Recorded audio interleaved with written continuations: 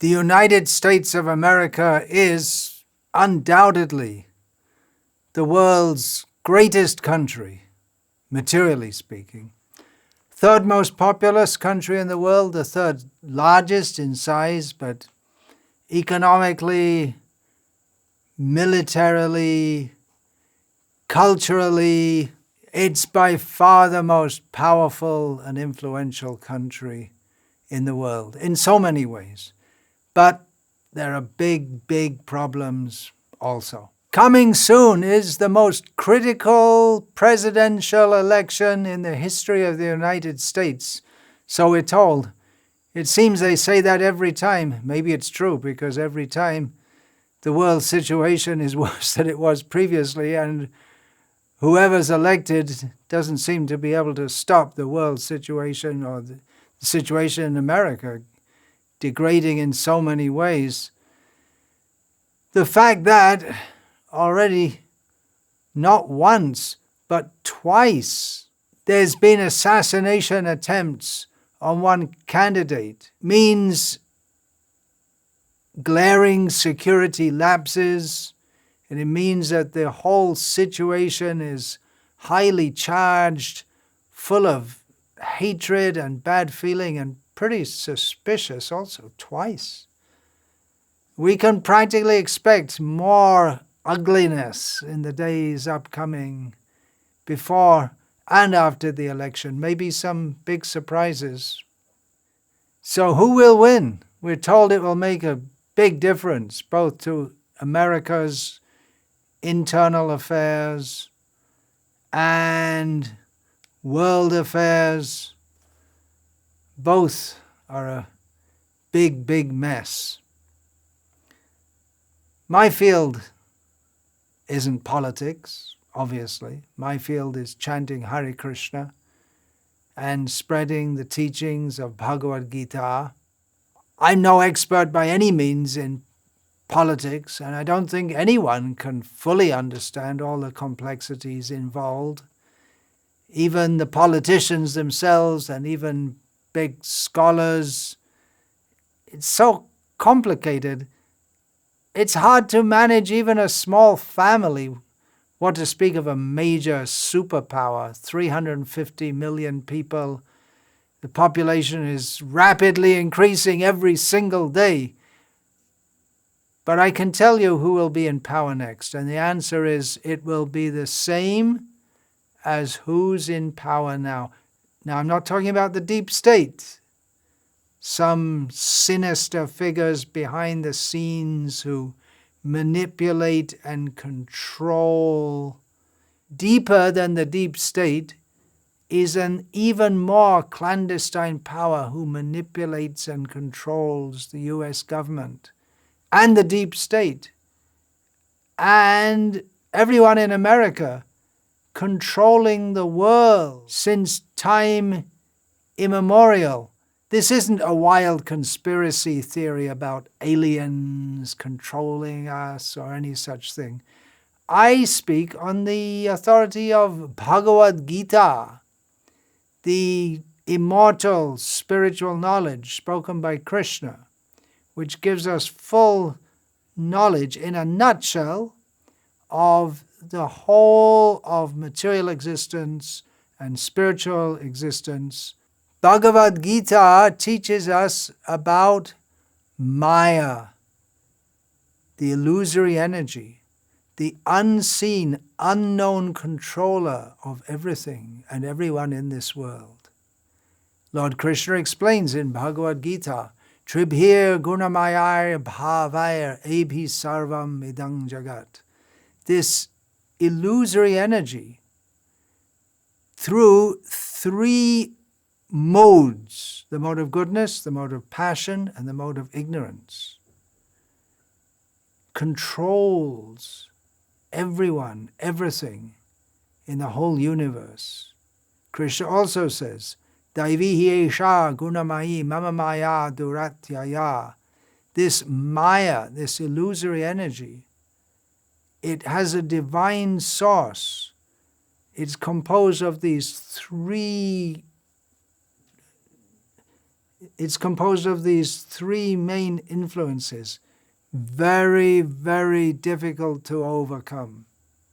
Maya literally means that which is not. It's the illusory energy of the Supreme Personality of Godhead, which makes us strongly identify with the body that we're in.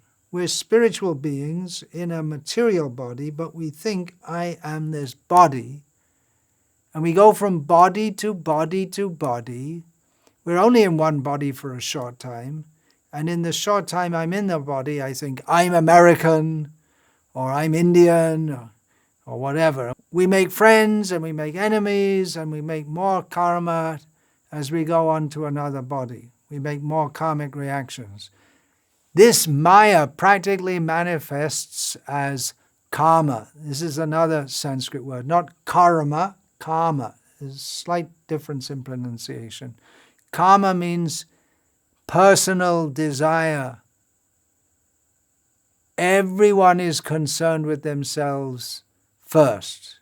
Civilization is an endeavor to balance personal desire with the cooperation which is needed for the benefit of all, so that humans can mutually benefit each other, but basically everyone's centered on themselves.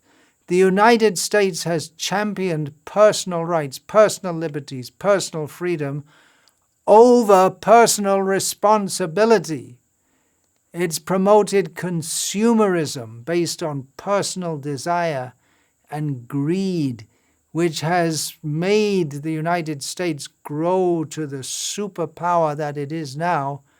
But now the United States and the rest of the world is reaping the poisonous fruits of promoting selfishness as the main thrust of everyone's life.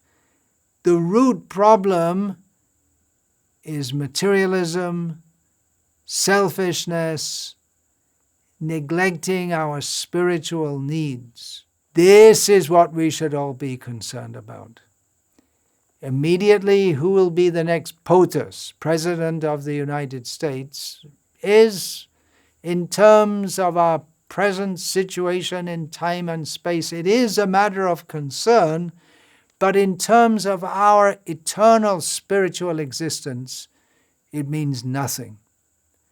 Whoever is the next president, Maya, illusion, greed will rule.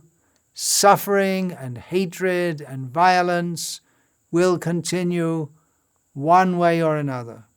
The real purpose of human life is to seek freedom from the influence of Maya. This is called moksha. This is another important Sanskrit word, moksha. Freedom from birth, death, old age and disease, freedom from elections, freedom from hatred, greed, strife, and everything that typifies the material world. And ultimately, moksha means to revive our spiritual existence in the spiritual world with Krishna.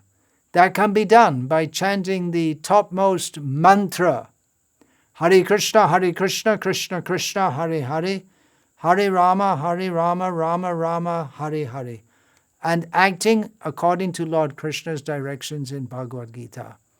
The leaders of all nations should take this seriously. Then they could make a real difference in the world. But they won't. They are more in illusion than everyone else. It's the blind leading the blind. In a society of fools, the biggest fool is considered the most important, the most prestigious. So the leaders are not going to take this seriously, but you can. Another point is that whoever wins doesn't win. First thing is they won't be able to solve the problems. Another thing is that being the President of the United States means you have to absorb much of the terrible bad karma that's being generated at every second in the United States. You have to take responsibility, not only politically, but spiritually also. The United States is the greatest country in the world in so many ways. It's also top in sinful influence, leading country in sinfulness. So much violence, murder, wars, instigating wars all over the world, animal slaughter going on. The leader of the nation has to share in that bad karma. So if you want to be the President of the United States, not very likely. You might get something like that in the next life, but it's really better not to aspire to be a politician. It's a bad karma job. Anyway, who will win? No one wins anything in material existence. It's a lose-lose situation. So-called success or failure, happy life or miserable life. We all get born again and again, suffer again and again. So don't be overly concerned with what happens in this world. Chant Hare Krishna and get out of this mess. Hare Krishna, Krishna Krishna, Hare Hare, Hare Rama, Rama Rama, Hare Hare. Vanta kalpatarubhyascha.